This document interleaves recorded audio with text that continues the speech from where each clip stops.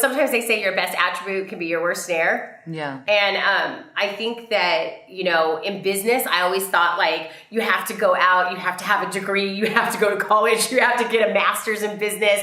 You know what I mean? There's like a certain order to being a marketer, or there's a certain order to being a sales professional, or there's a certain order, to just, being someone that's a business owner or an entrepreneur. And I always related that to you have to go to school to learn how to do these things.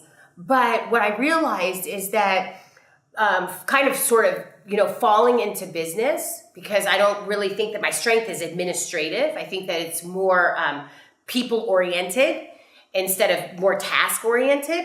So I think that naturally, when you just get out there and you just start kind of doing things from your heart, that everything else starts to fall into place, and you realize you start to get a team around you of people that can support you and that can help you in other areas that maybe you're not as good in or as qualified in.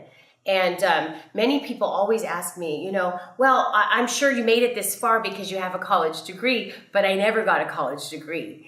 And, there's many that have never had college degrees, and I'm not knocking college. For many people in my family had never went to college, but they were all successful business owners. And then I have some in my family now recently, the younger generation, they're all going to college, they're becoming doctors and lawyers and, going into different careers and things like that, which is very admirable. I've always kind of, really looked up to people that stick with college, because they're committed to something, for such a, a long period of time. So, but I always thought that, in order to be a businesswoman, I had to kind of go to college. So that was a subtle fear that I had, that I could never really identify myself as a businesswoman because I didn't go to college.